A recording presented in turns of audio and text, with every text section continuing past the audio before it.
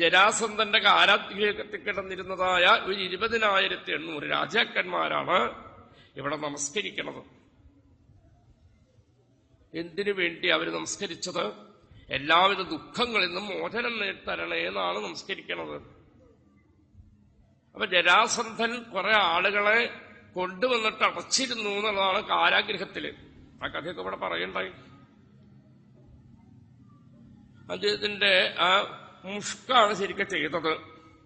പക്ഷേ ആ ചെയ്തതിൽ കൂടി യഥാർത്ഥത്തിൽ ജരാസന്ധൻ ചെയ്തത് എന്താണെന്ന് ചോദിച്ചാൽ, അനവധി ആളുകൾക്ക് ഒരു 20,800 പേർക്കെങ്കിലും കൃഷ്ണദർശനത്തിനുള്ളതായ അവസരം ഒരുക്കി കൊടുക്കുകയാണ് അദ്ദേഹം ചെയ്തത്. സാധാരണ നമ്മുടെ ദൃഷ്ടിയിൽ അയാള് ദുഷ്ടനാണെന്ന് തോന്നിച്ചുവെങ്കിൽ അന്തർലീനമായിട്ട് നമ്മൾ ചിന്തിക്കുമ്പോൾ അയാൾ വലിയൊരു ഭക്തനാണെന്ന് പറയേണ്ടി വരും, അല്ലെങ്കിൽ വലിയൊരു ത്യാഗിയാണെന്ന് പറയേണ്ടി വരും. എന്താ ത്യാഗം? അദ്ദേഹത്തിന്റെ ആ യുദ്ധസന്നാഹത്തിന്റെ ശക്തി കൊണ്ടാണ് ഇത്രയും പേർക്ക് കൃഷ്ണദർശനവും അതിനെ തുടർന്ന് ഭക്തിയും ലഭിച്ചത്. അപ്പൊ ആര് ഈശ്വര സന്നിധിയിലേക്ക് കൂട്ടിക്കൊണ്ടുപോകണു ആളെ എന്താ പറയേണ്ടത്? അയാളെയാണ് ഗുരു എന്ന് പറയേണ്ടത്. ഗുരു നസ്യാൽ സ്വജനോ നസ്യാൽ പിതാ നസ്യാൽ ജനനീ നസ്യാൽ. ഋഷഭയോഗീശ്വരൻ പറഞ്ഞിട്ടുണ്ട് ഈ കാര്യം. അപ്പൊ ആര് ഈശ്വര സന്നിധിയിലേക്ക് കൂട്ടിക്കൊണ്ടുപോകുന്നുവോ അവരെയൊക്കെ ഗുരു എന്ന് പറയണം. അതുകൊണ്ടാണ് ശങ്കരാചാര്യ ആചാര്യ ഗുരു പരമ്പര എന്ന് നമസ്കരിക്കുന്നത്. ആ അനവധി കീഴ്പ്പെട്ട എത്ര വേണമെങ്കിൽ ആക്കാം. അനവധി ആളുകളുണ്ട് ഈ പരമ്പരയില്. ഈശ്വര സവിധത്തിലേക്ക് ശിഷ്യനെ കൂട്ടിക്കൊണ്ട് എത്തിച്ച ആളുകൾ. അപ്പൊ അവരിൽ ഒരാളായിട്ട് ജരാസന്ധനെ നമസ്കരിക്കണം എന്നാണ് ഇവർ പറയണത്. ജരാസന്ധൻ കാരാഗ്രഹത്തിലിട്ട് അടച്ചത് കൊണ്ടാണല്ലോ കൃഷ്ണനെ ദർശിക്കണമെന്ന് മോഹം ജനിച്ചതും കൃഷ്ണന്റെ അടുത്തേക്ക് ആളെ പറഞ്ഞയക്കാനും സാധിച്ചത്. ഭഗവാൻ ഏൽക്കുകയും ചെയ്തു. അങ്ങനെ ജരാസന്ധനെ യുദ്ധത്തിൽ തോൽപ്പിച്ചു. എന്നിട്ട് ആ കാരാഗ്രഹം തുറന്നു കൊടുത്തു. അപ്പോഴാണ് ഇവർ വീണ് നമസ്കരിക്കുന്നത്. രാജസൂയത്തിലേക്കുള്ള ആരംഭം അവിടെയാണ് നമസ്കാരം എന്നൊക്കെ പറഞ്ഞത്. ഇവിടെ പറഞ്ഞു നിർത്തിയത് ഭഗവാൻ ദ്വാരകയിൽ നിന്നും ഇന്ദ്രപ്രസ്ഥത്തിലേക്ക് തിരിച്ചെഴുന്നള്ളി. എന്തിനു വേണ്ടി? നാരദന്റെ വാക്കനുസരിച്ച് ധർമ്മപുത്രയെ കൊണ്ട് രാജസൂയം ചെയ്യിക്കാൻ. അങ്ങനെ വേണോ ഭഗവാന്? രാജസൂയം അവർക്കങ്ങോട്ട് ചെയ്യരുത് എന്നാണെങ്കിലേ ചെയ്യിക്കണം. ഇത്രയും വലിയ മഹത്തായ രംഗം ചെയ്യണമെങ്കിലേ ഇതിപ്പോ ആര് നടത്തിയെന്ന് ചോദിച്ചാൽ ഞാൻ ഒറ്റ കാര്യം പറയുള്ളൂ, എറണാകുളത്തപ്പൻ. ശ്രീമഹാദേവന്റെ സാന്നിധ്യം ഈ രംഗത്തിന് മുഴുവൻ അങ്ങനെ കളിക്കുന്നുണ്ട്. അത് പറയാനൊന്നും പറ്റില്ല എന്നിപ്പോ നല്ല വ്യക്തമാണ്. എന്റെ അനുഭവപ്പതായിരുന്നപ്പോ എന്തായാലും വന്ന് കൈകാലുകൾ കഴിക്കുന്നത് കയറിയപ്പോ ഒരാൾ പറഞ്ഞു കാപ്പിടിച്ചിട്ട് പോവാം. ഞാൻ പറഞ്ഞു ആദ്യം മഹാദേവനെ കാണല എന്റെ ലക്ഷ്യം. എറണാകുളത്ത് തൊട്ട് എറണാകുളത്തപ്പനെ തൊഴാതെ പറ്റില്ല. അല്ല കാപ്പിടിച്ചിട്ട് പിന്നെ തൊഴുതാൽ മതി. അതിനാണ് ഞാൻ ഇങ്ങോട്ട് വരണ്ടാവുന്നു, കാപ്പിടിച്ചിട്ട് പിന്നെ തൊഴാൻ. അപ്പൊ ആദ്യം തൊഴാൻ അവിടെ ചെന്നപ്പോ കാവൽക്കാരൻ പറഞ്ഞു നേദ്യാണെന്ന്. ഓ അതിനാവട്ടെ. പക്ഷേ പുറത്തുനിന്നാണ് അയാൾ പറഞ്ഞത്, എന്നെ അറിയണ ആളായതുകൊണ്ടാണ് പറഞ്ഞത്. എന്നാലും ഞാൻ അകത്തേക്ക് കടക്കണേന് വരുമല്ലോ. ഇല്ല പറഞ്ഞു. കടക്കാൻ ചെന്നപ്പോ നേദ്യം കഴിച്ചു പാകം നട തുറന്നു. അപ്പൊ എന്താ അതിന് മറുപടി പറയേണ്ടത്? അപ്പൊ എന്നെ കാണാൻ വരണ്ടെങ്കിൽ വന്നു, അല്ലെങ്കിൽ കുറച്ചു നേരം അവിടെ തിറ്റേണ്ടി വരും, അത്രയും സമയം പോവും. അപ്പൊ അതില്ല. ചെന്നപ്പോ പറഞ്ഞു പുറത്തേക്ക് ആളെ പറഞ്ഞു അകത്തേക്ക് കടന്നോളൂ, നേദ്യ സമയമാണെന്ന്. ആരുമില്ല ലോകത്ത്. ഉള്ളിലേക്ക് കിടന്നപ്പോ ചങ്ങല എടുത്തിരിക്കുന്നു നേദ്യം കഴിഞ്ഞ്. അപ്പൊ നല്ല പാകമായി തൊഴാൻ. അത് മഹാദേവന്റെ കാരുണ്യ. എനിക്കതറിയാം. ഇനി മറ്റുള്ളവർക്ക് എന്ത് തോന്നിയാലും വിരോധമില്ല. എന്റെ അനുഭവങ്ങളാണ് എന്റെ ഗുരു.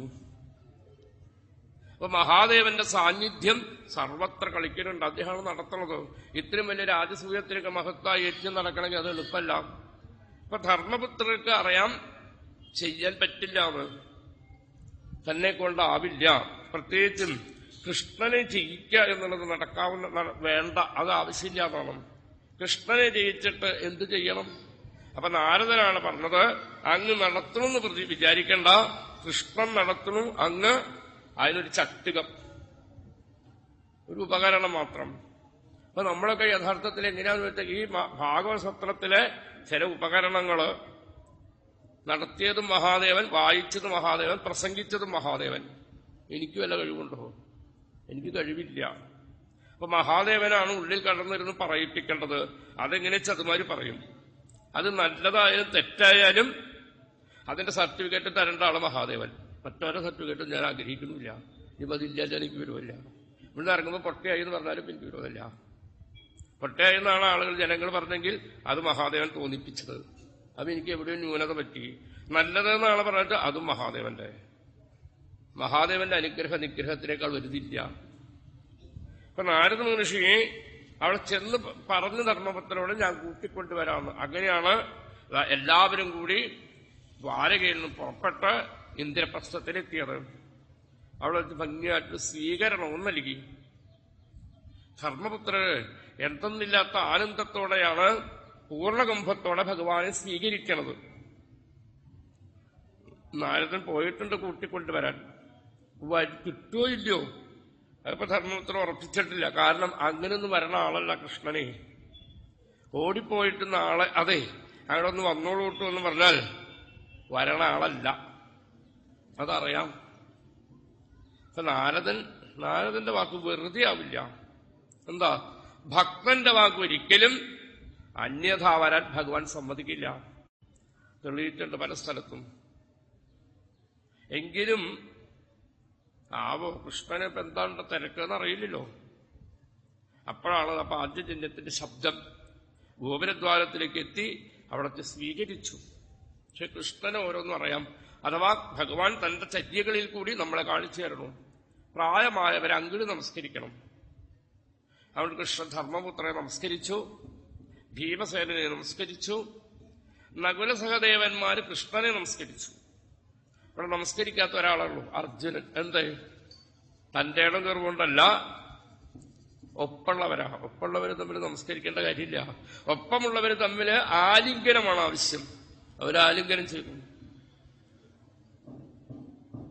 എന്നിട്ട് കുന്തിയുടെ ചെന്നിക്കൊണ്ടിരുത്തിയത്. കുന്തിദേവി കുറെ ദിവസങ്ങളായി കൃഷ്ണനെ കാണാൻ മോഹിക്കണു. എന്താ ഇവിടെ ഇപ്പൊക്കെ നല്ലതാ നടക്കണതേ. നല്ലത് എവിടെയുണ്ടോ അവിടെ കൃഷ്ണ സാന്നിധ്യം കുറയും എന്നാണ് കുന്തി പറയാ. വിപത സന്തു നശ്വന്ന് പ്രാർത്ഥിച്ചത് അതുകൊണ്ടാണ്. വിപത്തിലാണ് കൃഷ്ണസ്മരണം ഉണ്ടാവുക. ഈശ്വരസ്മരണം ആപത്തിനെ വരാറുള്ളൂ. നല്ല കാലത്ത് സ്മരിക്കാറില്ല, വളരെ അപൂർവ ആളുകൾക്ക് പറ്റുള്ളൂ. ഈ നല്ല കാലത്തും ഈശ്വരനെ സ്മരിക്കരുത്. നല്ലത് വരുമ്പോഴും ചീത്ത വരുമ്പോഴും ഒരുപോലെ. ഇത് ഈശ്വരന്റെ കാരുണ്യമാണ് എന്ന് വിചാരിക്കാറാവാൻ വളരെ കുറച്ചു പേർക്കേ പറ്റൂ. എത്രയൊക്കെ ഭാഗവതം വായിച്ചും നാമം ജപിച്ചുകൊണ്ടിരിക്കുന്നവരും വിഷമസന്ധിയിൽ മറിച്ച് പെരുമാറിനെ കാണാൻ പറ്റും. കാണാൻ പറ്റുമോ വെച്ചാൽ എന്റെ അനുഭവം ഉണ്ട്, അതുകൊണ്ടാണ്. അങ്ങനത്തെ കാര്യങ്ങളാണല്ലോ നമ്മൾ മനസ്സിലാക്കേണ്ടത്.